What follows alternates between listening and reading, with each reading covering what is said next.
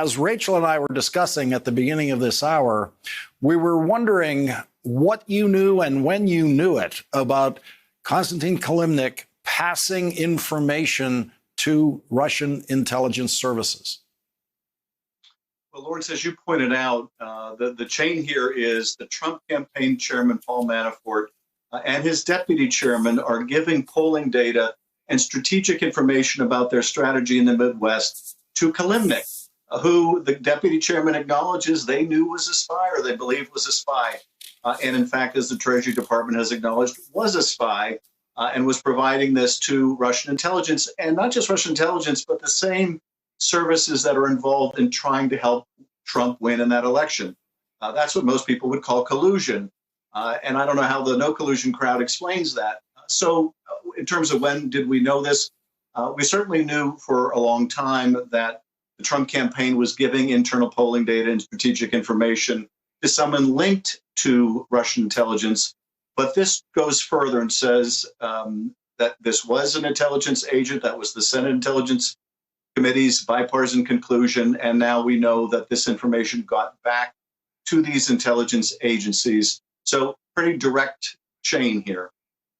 Can you tell us if this is newly developed information developed during the Biden administration, or whether this was known within the intelligence community during the Trump administration?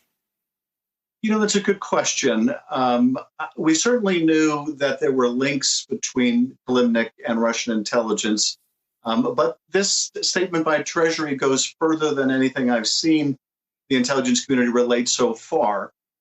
Now, it may very well be that the agencies had reached this conclusion before, and I don't know whether that was shared or not shared, but it's the first time that I'm seeing it in print, and certainly the first time it's being made public.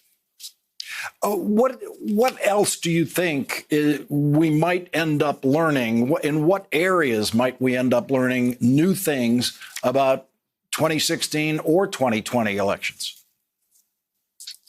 Well, you know, I think we'll continue to learn more, and this is frequently the case with the intelligence process, and that is you may learn about past events when you get new information, when you get new data, because it's historic data. It's not data about the present. So hard to tell, but I think as we're seeing now with this additional information about Manafort, that either Mueller had the information but was trying to protect sources and methods, or this is truly new information that came about either during the Trump administration or during the Biden administration. And I'm not clear exactly when that point was.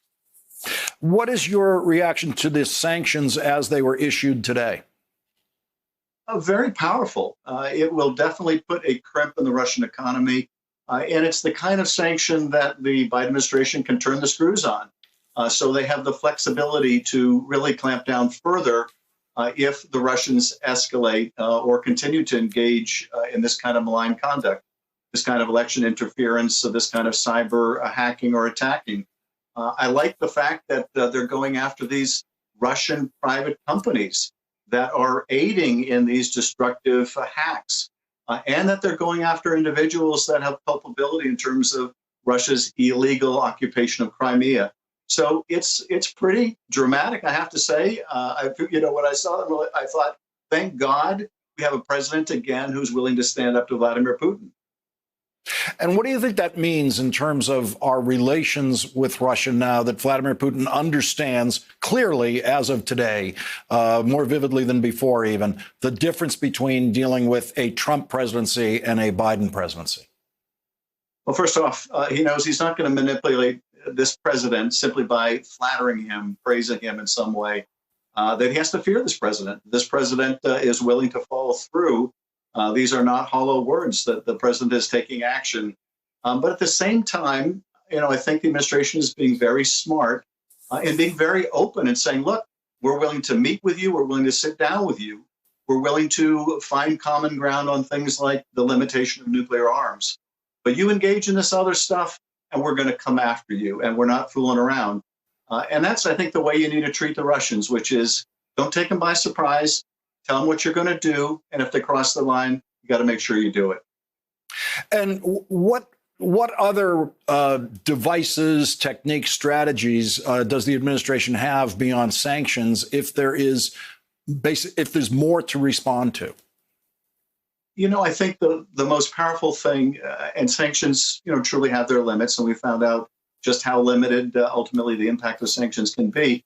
But what this administration can do is rebuild our international alliances, rebuild a multinational strategy when it comes to constraining bad actors like Russia.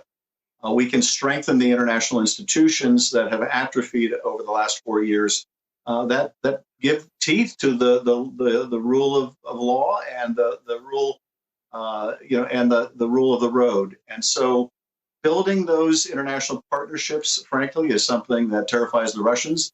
But more than that, it also terrifies the Chinese. China has been really able to exploit the fact that traditional allies of ours have been alienated from us. But that's not going to be the case anymore. Hey, thanks for watching our YouTube channel. You should know that you can follow today's top stories and breaking news and catch up on your favorite MSNBC shows all in one place. Download the NBC News app today.